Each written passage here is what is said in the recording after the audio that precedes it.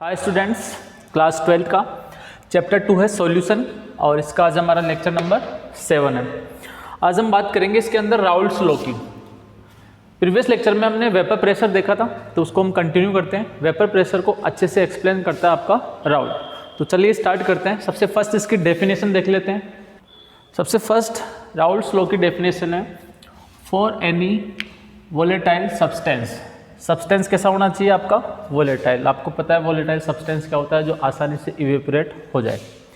The partial pressure exerted by vapour या gas on the surface of liquid is directly proportional to its mole fraction present in liquid. कुछ आपको ये आपका Henry law की definition लग रही है। तो देखो, हेनरी लॉ और राउल्ट्स लॉ में क्या डिफरेंस है? हेनरी लॉ के अंदर आपका फॉर एनी गैस जहाँ पे है वहाँ पे क्या आ जाएगा? Volatile substance. बस यही डिफरेंस है। हेनरी लॉ भी आपका पार्शियल प्रेशर और मोल फ्रैक्शन में बात कर रहा था, ये भी आपका पार्शियल प्रेशर और मोल फ्रैक्शन में बात कर रहा है। पर हेनरी ने किसी भी गैस के लिए बोला था, जबकि राउल्ट आपका वोलेटाइल सब्सटेंस की बात कर रहा है। हेनरी लॉ के अंदर आपका लिक्विड भी डिफरेंट था और गैस भी डिफरेंट थी, जबकि राउल्ट्स के अंदर जिस का लिक्विड है उसी का गैस यानी कि उसी का वेपर है। ये डिफरेंस है। अगर यहाँ पे फॉर एनी गैस रख दोगे आप तो ये हेनरी की डेफिनेशन हो जाएगी, और फॉर एनी गैस की जगह आप वोलेटाइल सब्सटेंस रख दोगे तो ये आपका राउल्ट्स का लॉ हो जाएगा। तो ये डिफरेंस है आपका हेनरी में और राउल्ट में। अब इसके बाद हम बात करते हैं, ये तो हो गई इसकी डेफिनेशन राउल्ट की। अब इसके अकॉर्डिंग हम मान लेते हैं कि हमने एक बाइनरी सॉल्यूशन लिया। बाइनरी सॉल्यूशन में आपका दो कंपोनेंट होते हैं। हमने मान लिया कि हमारे पास सॉल्यूट है वो भी वोलेटाइल है और सॉल्वेंट भी क्या है? वोलेटाइल। तो यहाँ से जो सॉल्यूशन बनेगा वो बाइनरी सॉल्यूशन होगा। अब इसके अंदर हम एक कंडीशन और मान लिया हमने वोलेटाइल जो सॉल्यूट है वो कोई ए नाम का है और वोलेटाइल सॉल्वेंट कैसा है? बी टाइप का है। ठीक है, अलग अलग है दोनों, सॉल्यूट भी अलग है और सॉल्वेंट भी अलग है। अब इसके अंदर दो केस हो सकते हैं। क्या क्या हो सकते हैं? पहला केस तो ये हो सकता है कि जो पार्शियल प्रेशर होगा वो मान लिया हमने कि ए का ज़्यादा हो सकता है as compare to partial pressure of B, या फिर ये भी हो सकता है कि पार्शियल प्रेशर ऑफ बी ज़्यादा हो सकता है किससे? पार्शियल प्रेशर ऑफ ए। मतलब ये जो आपका सॉल्यूट है, अगर आप इसको देखोगे तो यहाँ पे इसका कुछ पार्शियल प्रेशर होगा, ये गैस बनेगी इसकी, और ये सॉल्वेंट है आपका बी, तो यहाँ पे इसका पार्शियल प्रेशर होगा। तो हो सकता है दोनों में से किसी एक का ज़्यादा हो। तो यहाँ पे ये केस भी हो सकता है कि ए का ज़्यादा हो सकता है पार्शियल प्रेशर, या बी का ज़्यादा हो सकता है। तो दोनों में से कोई एक कंडीशन अपने को लेके चलनी पड़ेगी। तो यहाँ पे मैं इसको स्टार्ट करता हूँ। तो यहाँ से हमने मान लिया कि हमारे पास जो सोल्यूट है वो एक किसी कंटेनर में भरा हुआ है और उसकी सरफेस के ऊपर इस ए के मॉलिक्यूल्स हैं। ठीक है, और ये हमारे पास दूसरा कंटेनर है जिसमें आपका सॉल्वेंट भरा हुआ है। ठीक है, तो इसकी सरफेस के ऊपर इसी के मॉलिक्यूल रहेंगे।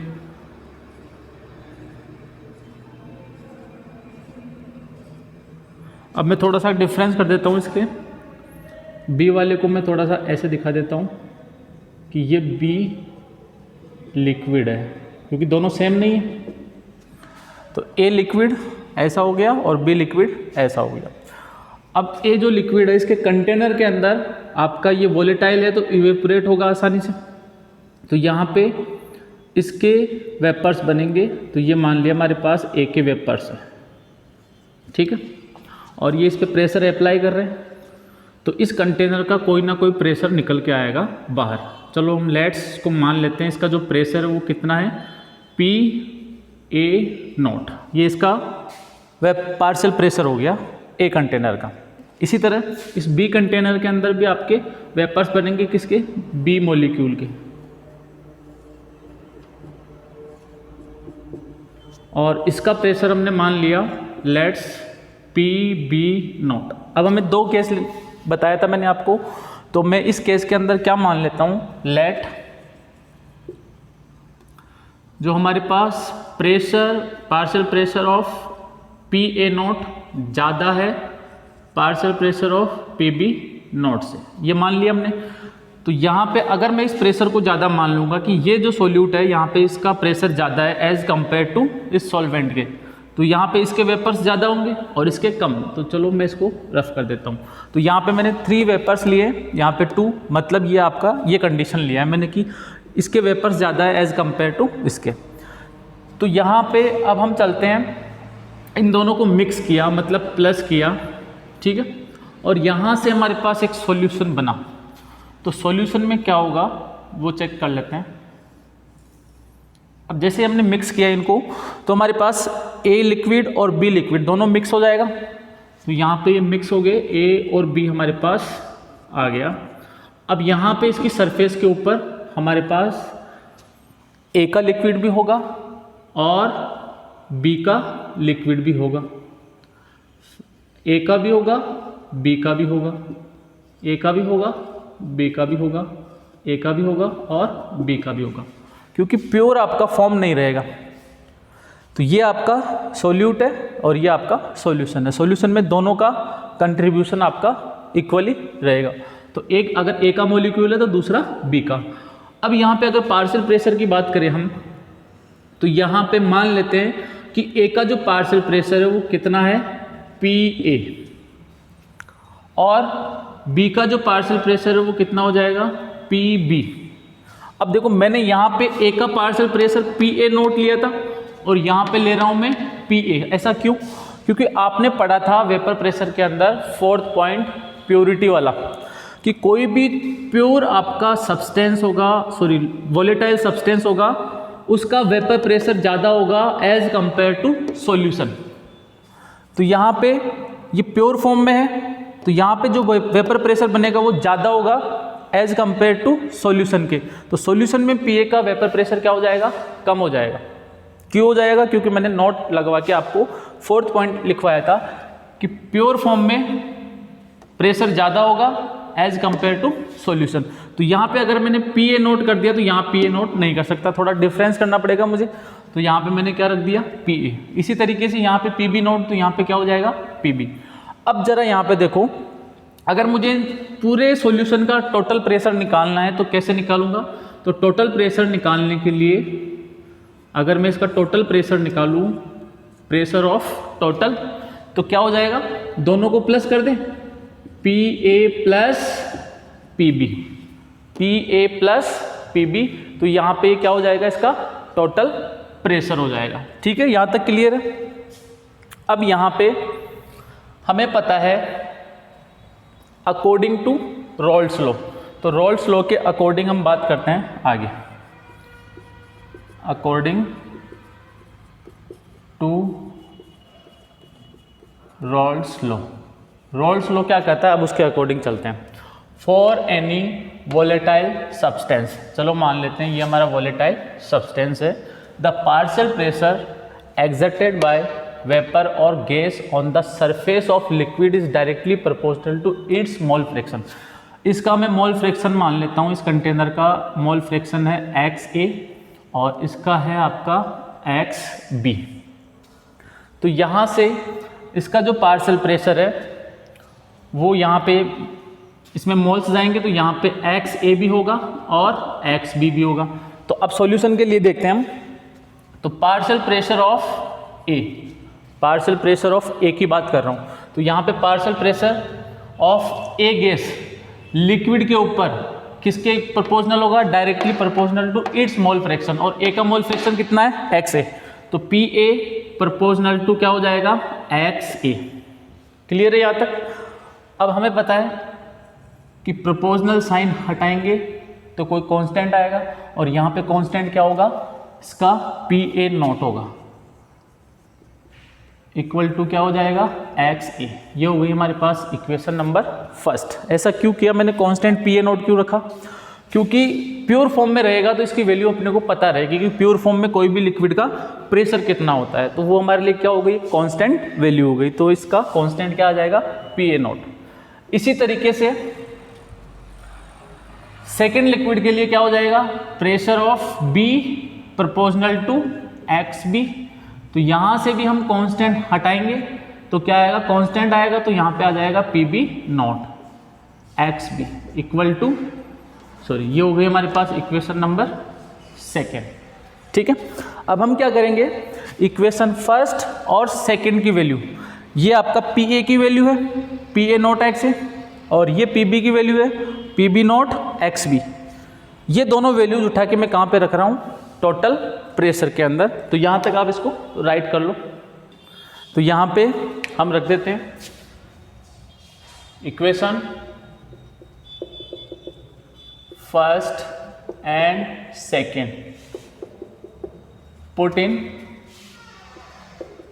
Total pressure equation. Total pressure equation में रखना है और टोटल प्रेशर इक्वेशन ये रही हमारे पास, तो रख देते हैं।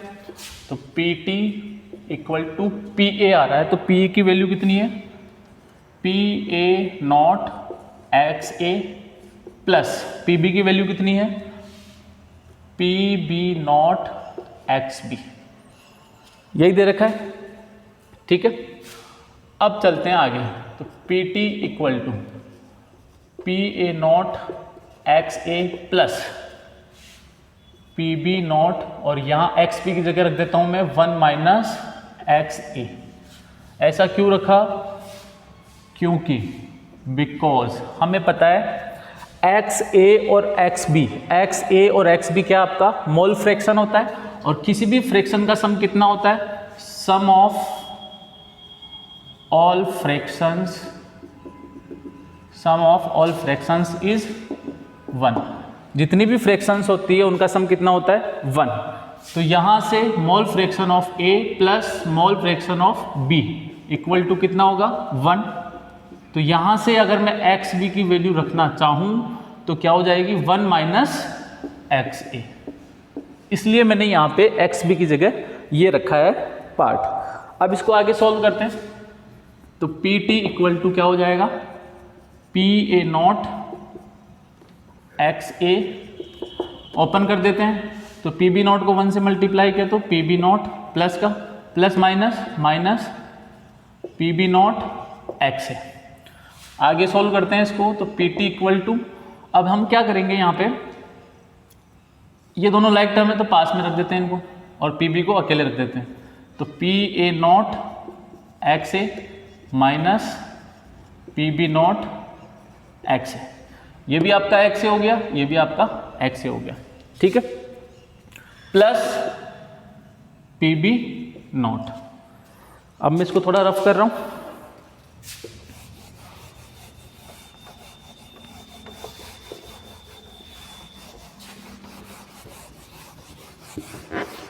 यहां से हमारे पास क्या हो जाएगा, PT इक्वल टू, यहां से XA कॉमन आ रहा है, देखो। तो XA को मैं जैसे ही कॉमन लूंगा, यहाँ पे बचेगा हमारे पास PA0 minus PB0 plus PB0, और यही हमारा क्या है, फाइनल रिजल्ट होगा, फाइनल टोटल प्रेशर होगा सॉल्यूशन का। तो इसको हम नाम दे देते हैं इक्वेशन नंबर 3। और ये जो इक्वेशन है, this equation known as Raoult's equation. तो ये रॉल्स की आपकी इक्वेशन है। अब यहाँ पे आपको इंटरेस्टिंग बात समझ में आएगी। हमने कंडीशन क्या ली थी, PA0 ग्रेटर देन PB0, ये स्टार्टिंग में हमने माना था। तो देखो ये सेटिस्फाई कर रहा है कि इसके अंदर PA0 में से माइनस हो रहा है PB0, मतलब ज़्यादा बड़ा कौन है यहाँ पे प्रेशर, PA0 का है। ठीक है, अब अगर यहाँ पे आप कंडीशन ये भी रख सकते हो, PB0 ग्रेटर देन PA0, तो यहाँ पे आपको PB0 लाना पड़ेगा माइनस PA0 लाना पड़ेगा। अब ये कैसे चेंज होगा, जब आप इसको ये मान रहे थे तो हम क्या रखा था, एक्स बी की वैल्यू रखी थी 1 माइनस एक्स, ठीक है, क्योंकि दोनों का सम कितना होता है 1, तो यहाँ से एक्स बी की वैल्यू रख दी। अगर आप ये मानोगे तो आपको क्या रखना पड़ेगा, एक्स ए की वैल्यू रखनी पड़ेगी 1 माइनस एक्स बी, तो यहाँ से आपका ये रिलेशन आ जाएगा। तो ये क्या एक प्री आपका समझी हुई या प्री डिसाइडेड इक्वेशन है, जैसा हम सोचेंगे वैसी इक्वेशन ले आएंगे। यहाँ से हमने पी ए नोट को ग्रेटर रखा था तो उसके रेस्पेक्ट में हमने एक्स 1 माइनस एक्स से रखा था, मतलब जो ग्रेटर रखना है वो यहाँ पे आपका 1 में से माइनस होना चाहिए। अगर इसको ग्रेटर रखेंगे तो यहाँ पे हम क्या रख लेंगे, एक्स से equal to 1 minus X B, तो यहाँ से आपके पास वो रिजल्ट आ जाएगा जो आपको चाहिए। क्लियर है सबको? तो ये आपके पास दो केस हो गए इसके। अब अगर मैं दूसरा केस लेके चलता तो यहाँ पे इक्वेशन कैसी आती है हमारे पास, पी टी इक्वल टू जहाँ एक्स ए है वहाँ पे क्या आ जाएगा, एक्स बी, और जहाँ पे पी बी है वहाँ पे क्या आ जाएगा, पी ए नॉट। ठीक है, तो ऐसी इक्वेशन आपकी बन जाएगी। ये राउल्ट की इक्वेशन है। अब इक्वेशन हमारी कंप्लीट हो गई, समझ में आ गया कैसे किया हमने। सबसे फर्स्ट हमने लेट किया, लेट करने के बाद जैसे लेट किया वैसे वैसे हम रखते जाएंगे according to Raoult law. Raoult law क्या बोलता है, वहाँ से प्रोपोर्शनल हटाया और जो हमने माना था वो रखते गए, दोनों इक्वेशन टोटल प्रेशर में रखा, सोल्व किया, और बहुत ही सिंपल है आपका राउल्ट इक्वेशन। अब इसका एक ग्राफ बनाते हैं, तो इसको राइट कर लो, फिर ग्राफ देखते हैं राउल्ट का। अब देखिए ग्राफ देखते हैं हम। ग्राफ में हमने अब तक क्या क्या देखना है वो देख लेते हैं। सबसे फर्स्ट ये जो इक्वेशन थी या ये जो प्रेशर था वो किसका था, हमारे पास सॉल्यूट का माना था हमने, तो सॉल्यूट की इक्वेशन ये आई थी हमारे पास। बी वाला हमने किसको माना था, सॉल्वेंट को माना था, तो ये हमारे पास सॉल्वेंट की इक्वेशन आई थी। कहाँ से आई थी, अकॉर्डिंग टू राउल्ट्स लॉ। अगर ए लिक्विड है तो ए के मोल फ्रैक्शन होंगे, और मोल फ्रैक्शन और उसका प्रेशर डायरेक्टली प्रोपोर्शनल होते हैं। ये आपका राउल्ट का लॉ था, तो वहाँ से कांस्टेंट आया था पी एन। तो ये आपका प्योर फॉर्म में अगर सॉल्यूट है किसी कंटेनर में तो उसकी इक्वेशन आई थी, और ये आपका प्योर फॉर्म में सॉल्वेंट है तो उसकी इक्वेशन आई थी, और ये दोनों को अगर मिक्स कर देंगे तो सॉल्यूशन बनेगा। तो ये सॉल्यूशन की हमारे पास इक्वेशन आई थी। तो ये हमारे पास 3 इक्वेशन है, ये किसकी थी, सॉल्यूशन की। अब हम क्या करेंगे, इन तीनों को एक ही ग्राफ के ऊपर प्लॉट करना चाहते हैं। जैसे कि आपने 10th क्लास के अंदर लीनियर इक्वेशन इन 2 वेरिएबल्स पढ़ा था, तो वहाँ पे आपको 2 इक्वेशन देते थे और एक ही ग्राफ के ऊपर आप दोनों इक्वेशन को रिप्रेजेंट करते थे, या तो इंटरसेक्टिंग होगा या पैरेलल होगा या फिर कोइंसिडेंट होगा। बट अब यहाँ पे हमारे पास 3 इक्वेशन है, तो हम क्या करेंगे, कैसे इसको प्लॉट करेंगे, तो उसको देखते हैं ग्राफ को। आपको धीरे धीरे समझना है, आराम से समझना है। अगर एक बार में समझ में नहीं आए तो अपने आप पे कॉन्फिडेंस रखना है, दोबारा से वीडियो को देखना है और फिर समझना है। तो सबसे फर्स्ट हम बात करते हैं, कल मैंने आपको बताया था कि हमारे पास 2 तरह की इक्वेशन होगी स्ट्रेट लाइन के अंदर। एक तो होगी y equal to m x और एक होगी y equal to m x plus c. इस इक्वेशन का जो ग्राफ है वो कहाँ से पास होता है, पास ओरिजिन, ओरिजिन से पास होता है, और ये नॉट पास ओरिजिन, ओरिजिन से पास नहीं होता है। कहने का मतलब ये होता है कि ये आपकी स्ट्रेट लाइन की इक्वेशन है। अगर यहाँ पे c की वैल्यू 0 हो गई, अगर कांस्टेंट की वैल्यू 0 हो गई तो ये इक्वेशन आ जाएगी। अगर c की वैल्यू 0 हो गई तो ओरिजिन से पास होगी, और c की वैल्यू 0 के अलावा कुछ भी होती है तो ओरिजिन से पास नहीं होता है। तो यहाँ पे आप चेक करो, इसको इससे कंपेयर किया तो यहाँ पे y किसके इक्वल आ रहा है, पी ए के, m की जगह पे क्या आ रहा है, पी ए नॉट, और x की जगह पे क्या आ रहा है, एक्स ए। इससे कंपेयर करने से, और इसकी इक्वेशन कहाँ से पास होगी, एक स्ट्रेट लाइन होगी जो ओरिजिन से पास होगी। ठीक है, तो सबसे फर्स्ट हम इसको बना देते हैं, फर्स्ट इक्वेशन को बना देते हैं इसको देख के।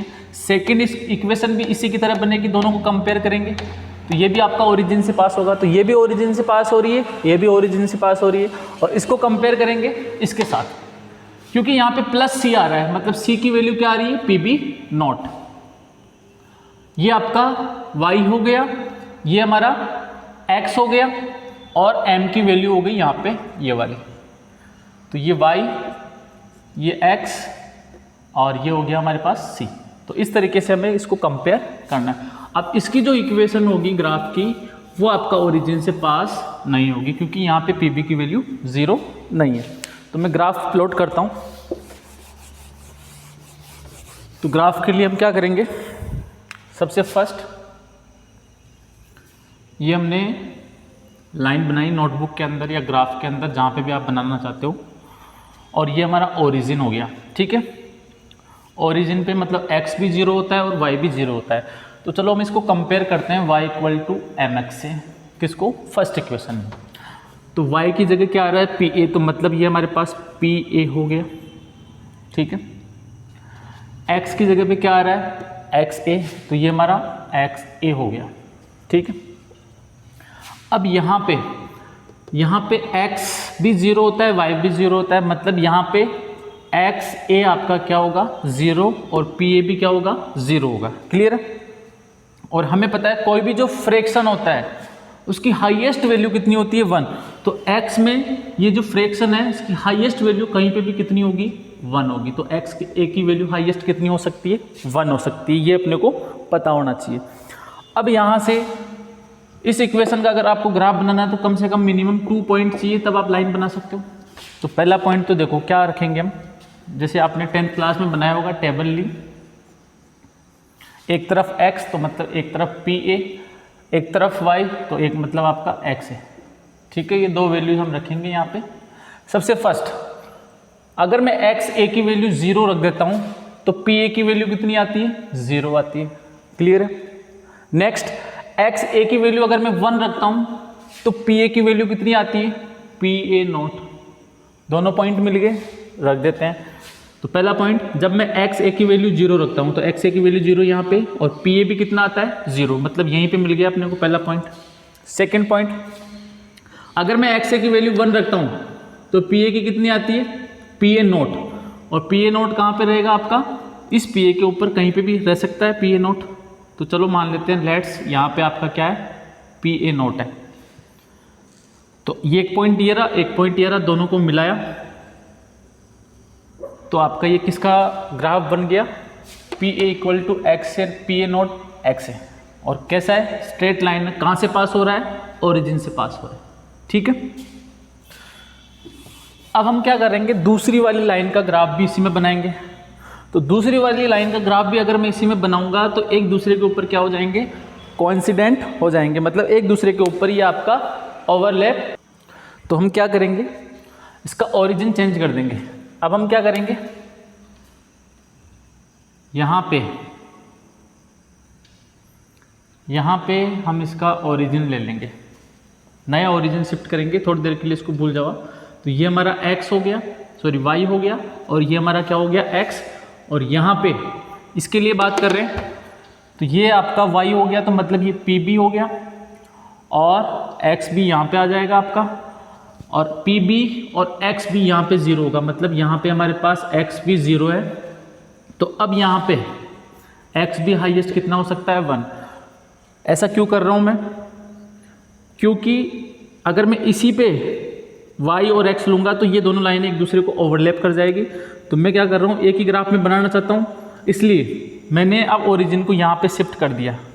ऐसे समझो इसको, ये ऐसे बना रहा हूँ अब मैं इसको, ये इस नई लाइन के लिए ग्राफ हो गया। तो ये हमारे पास pb हो जाएगा और ये हमारे पास x भी हो जाएगा।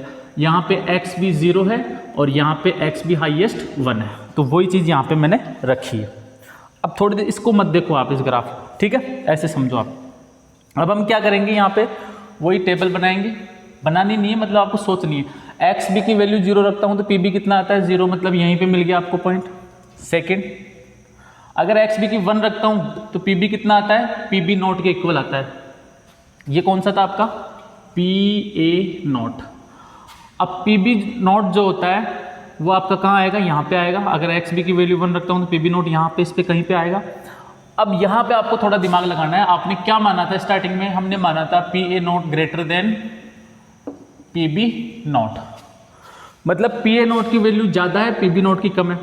तो मैं पी बी नोट को पी ए नोट से थोड़ा कम रख लेता हूँ। तो लेट सपोज यहाँ पे मेरा पास, यहाँ हमारे पास क्या है, पी बी नोट की वैल्यू है, ये हमारे पास पी बी नोट की वैल्यू है, इससे थोड़ी कम हो गई, ठीक है।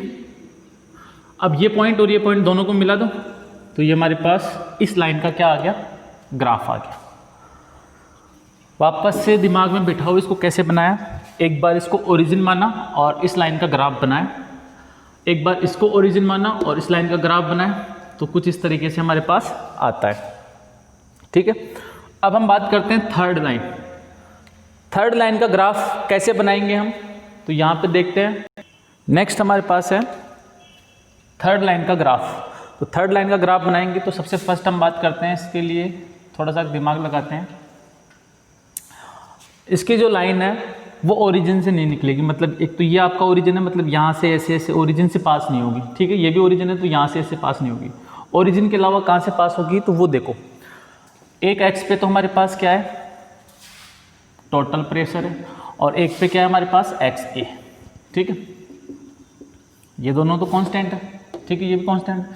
तो यहाँ पे अपने को वही दो वैल्यू रखनी है, एक तो जीरो, एक्स ए की वैल्यू क्या रखनी है, जीरो, और एक क्या रखनी है, 1। तो सबसे फर्स्ट हम एक्स ए की वैल्यू जीरो रखते हैं। तो यहाँ पे जीरो रखा तो ये पूरा जीरो हो गया, तो पी टी की वैल्यू कितनी आ गई, पी बी नॉट। तो एक्स ए की वैल्यू जीरो रखता हूँ तो यहाँ पे कितना आता है, पी बी नॉट। क्लियर है। दूसरा एक्स ए की वैल्यू 1 रखो, तो जैसे ही यहाँ पे 1 रखोगे तो देखो क्या हो जाएगा, ये तो 1 हो गया, और अंदर है आपके पास P A naught minus P B naught plus P B not.